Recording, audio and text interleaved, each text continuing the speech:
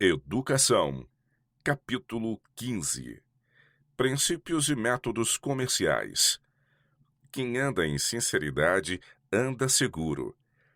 Não há nenhum ramo de negócio lícito para o qual a Bíblia não conceda um preparo essencial. Seus princípios de diligência, honestidade, economia, temperança e pureza são o segredo do verdadeiro êxito. Tais princípios, como os apresenta o livro dos Provérbios, constituem um tesouro de sabedoria prática, onde poderá o negociante, o artífice, o dirigente de homens em qualquer ramo de negócios encontrar melhores máximas para si próprio ou para seus empregados do que as que se encontram nestas palavras do sábio. Viste a um homem diligente na sua obra? Perante reis será posto, não será posto perante os de baixa sorte. Em todo o trabalho há proveito, mas a palavra dos lábios só encaminha para a pobreza. A alma do preguiçoso deseja e coisa nenhuma alcança.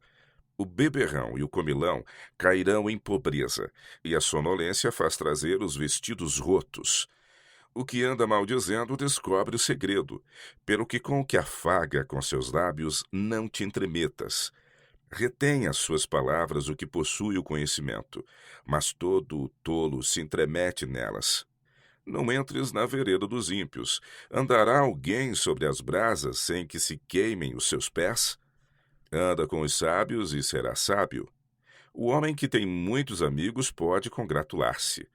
Todo o ciclo de nossas obrigações de uns para com os outros é compreendido naquelas palavras de Cristo. Tudo o que vós quereis que os homens vos façam, fazei-lo também vós. Quantos homens poderiam ter evitado malogro e ruína financeiros se atendessem às admoestações tantas vezes repetidas e encarecidas nas Escrituras? O que se apressa a enriquecer não ficará sem castigo. A fazenda que procede da vaidade diminuirá, mas quem a ajunta pelo trabalho terá aumento. Trabalhar por ajuntar tesouro com língua falsa é uma vaidade, e aqueles que a isso são impelidos buscam a morte. O que toma emprestado é servo do que empresta. De certo, sofrerá severamente aquele que fica por fiador do estranho, mas o que aborrece a fiança estará seguro. Não removas os limites antigos, nem entres nas herdades dos órfãos, porque o seu Redentor é forte. Ele pleiteará sua causa contra ti. O que oprime ao pobre para se engrandecer a si, ou o que dá ao rico certamente empobrecerá. O que faz uma cova nela cairá, e o que revolve a pedra, esta sobre ele rolará. Tais são princípios que dizem respeito ao bem-estar da sociedade e das associações tanto seculares como religiosas. São estes princípios que dão segurança à propriedade e à vida. Tudo o que contribui para que a confiança e a cooperação sejam possíveis deve o mundo à lei de Deus, conforme se acha em sua palavra e ainda se encontra delineada em traços muitas vezes obscuros e quase obliterados no coração dos homens. As palavras do salmista: melhor é para mim a lei da tua boca do que inúmeras riquezas em ouro ou prata, declaram aquilo que é verdadeiro além de outro ponto de vista que não religioso. Declaram uma verdade absoluta e que é reconhecida no mundo comercial. Mesmo nesta época de paixão pela aquisição do dinheiro, em que a concorrência é grande e os métodos tão pouco escrupulosos, ainda se reconhece amplamente que para um jovem que se inicia na vida, a integridade, a diligência, a temperança, a pureza e a economia constituem um melhor capital do que qualquer quantidade de simples dinheiro. No entanto, mesmo daqueles que apreciam o valor destas qualidades e admitem a Bíblia como sua fonte, poucos há que reconheçam o princípio de que dependem. Aquilo que se acha na base da integridade comercial e do verdadeiro êxito é o reconhecimento da propriedade de Deus. O Criador de todas as coisas, delas é o proprietário original. Somos seus mordomos, tudo que temos foi confiado por ele, para ser usado de acordo com sua direção. Esta é uma obrigação que repousa sobre todo ser humano. Afeta toda a esfera da atividade humana. Quer o reconheçamos, quer não, somos despenseiros supridos por Deus com talentos e facilidade e colocados no mundo para realizar uma obra indicada por Ele. A cada homem é dada a sua obra, a obra para a qual adaptam suas capacidades e que resultará no maior benefício a si próprio e a seus semelhantes, e na maior honra a Deus. Assim é que nossas ocupações ou vocação são uma parte do grande plano de Deus, e tanto quanto são realizadas de acordo com sua vontade, Ele próprio se responsabiliza pelos resultados. Como cooperadores de Deus, nossa parte consiste em uma conformidade fiel com suas orientações. De maneira que não há lugar para ansiosos cuidados. Requer-se diligência, fidelidade, responsabilidade, economia e discrição. Toda a faculdade deve ser exercitada na sua mais alta possibilidade. A confiança deverá ser, porém, não no desfecho feliz de nossos esforços, mas na promessa de Deus. A palavra que alimentou Israel no deserto e sustentou Elias durante o tempo da fome tem o mesmo poder hoje. Não andeis, pois, inquietos, dizendo: que comeremos, ou que beberemos, ou com que nos vestiremos? Buscai primeiro o reino de Deus e sua justiça, e todas estas coisas vos serão acrescentadas. Aquele que dá ao homem a capacidade de adquirir riqueza, deu juntamente com este dom uma obrigação. De tudo que adquirimos, ele exige determinada porção. O dízimo é do Senhor. Todas as dízimas do campo, da semente do campo, do fruto das árvores, as dízimas das vacas e ovelhas, são santas ao Senhor. O voto feito por Jacó em Betel mostra a extensão da obrigação. De tudo quanto me deres, certamente te darei o dízimo, disse ele. Trazei todos os dízimos à casa do tesouro, é a ordem de Deus. Não se apela para a gratidão ou generosidade, é uma questão de simples honestidade. O dízimo é do Senhor, e ele nos ordena que lhe devolvamos aquilo que é seu. Requer-se nos despenseiros que cada um se ache fiel. Se a honestidade é um princípio essencial nos negócios da vida, não deveríamos reconhecer nossa obrigação para com Deus, obrigação esta que se acha na base de todas as outras? De acordo com as condições de nossa mordomia, temos obrigação não somente para com Deus, mas também para com o homem. Todo ser humano deve os dons da vida ao infinito amor do Redentor. Alimento, roupa e abrigo, bem como o corpo, o espírito e a alma, tudo são aquisição de seu sangue. Pelo dever de gratidão e serviço, assim posto, Cristo nos ligou a nossos semelhantes. Ele nos ordena servir-vos uns aos outros.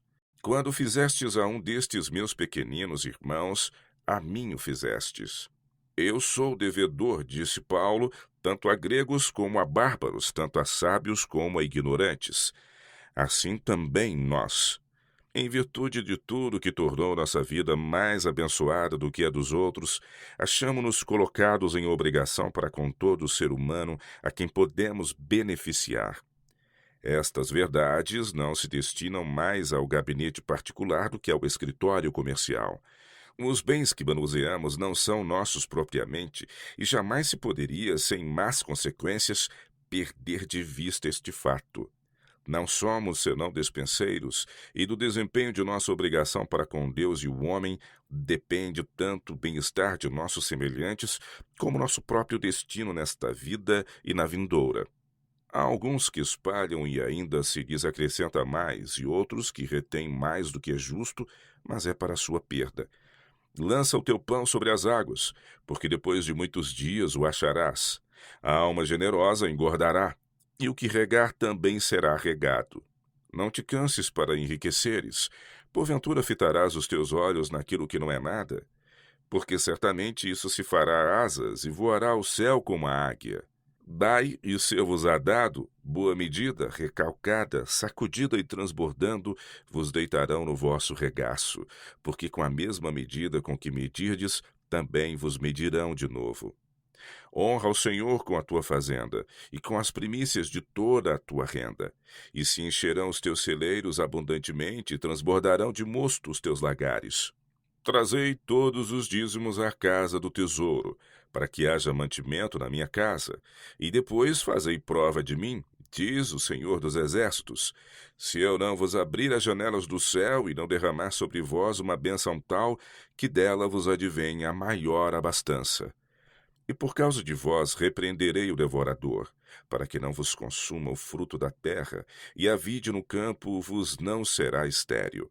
Todas as nações vos chamarão bem-aventurados, porque vós sereis uma terra deleitosa. Se andardes nos meus estatutos e guardardes os meus mandamentos, e os fizerdes, então eu vos darei as vossas chuvas a seu tempo, e a terra dará a sua novidade, e a árvore do campo dará o seu fruto, e a debulha se vos chegará a vindima, e a vindima se chegará à sementeira, e comereis o vosso pão a fartar, e habitareis seguros na vossa terra. Também darei paz na terra, e não haverá quem vos espante. Praticai o que é reto, ajudai o oprimido, fazei justiça ao órfão, tratai da causa das viúvas. Bem-aventurado é aquele que atende ao pobre. O Senhor o livrará no dia do mal. O Senhor o livrará e o conservará em vida. Será abençoado na terra, e tu não entregarás à vontade de seus inimigos. Ao Senhor empresta o que se compadece do pobre, e ele lhe pagará o seu benefício. Aquele que aplica desta maneira os seus bens acumula um duplo tesouro. Além daquilo que, embora sabiamente aproveitado, terá finalmente de deixar, estará ele acumulando uma riqueza para a eternidade, a saber, o tesouro do caráter, que é a posse mais valiosa da terra e do céu. Honestidade nas transações comerciais. O Senhor conhece os dias dos retos, e a sua herança permanecerá para sempre. Não serão envergonhados nos dias maus, e nos dias de fome se fartarão.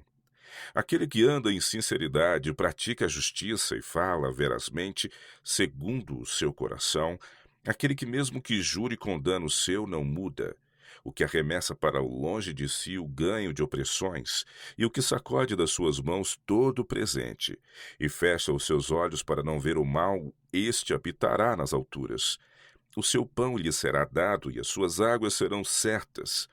Os teus olhos verão o rei na sua formosura e verão a terra que está longe. Deus dá em sua palavra a descrição de um homem próspero, cuja vida foi, na mais exata concepção da palavra, um êxito. Homem este que tanto o céu como a terra se deleitavam em honrar. Jó mesmo diz acerca de sua experiência: como era nos dias da minha mocidade, quando o segredo de Deus estava sobre a minha tenda, quando o Todo-Poderoso ainda estava comigo, e os meus meninos em redor de mim. Quando saía para a porta da cidade, e na praça fazia preparar a minha cadeira, os moços me viam e se escondiam, e os idosos se levantavam e se punham em pé. Os príncipes continham as suas palavras e punham a mão sobre a sua boca. A voz dos chefes se escondia. Ouvindo-me algum ouvido, me tinha por bem-aventurado. Vendo-me algum olho, dava testemunho de mim, porque eu livrava o miserável que clamava, como também o órfão que não tinha quem o socorresse. A bênção do que ia perecendo vinha sobre mim, e eu fazia que rejubilasse o coração da viúva. Cobria-me de justiça, e ela me servia de vestido. Como manto e diadema era o meu juízo. Como manto e diadema era o meu juízo. Eu era o olho do cego e os pés do coxo. Dos necessitados era pai, e as causas de que eu não tinha conhecimento inquiria, com diligência. O estrangeiro não passava a noite na rua. As minhas portas abria ao viandante. Ouvindo-me, esperavam, e não faziam abater a luz do meu rosto.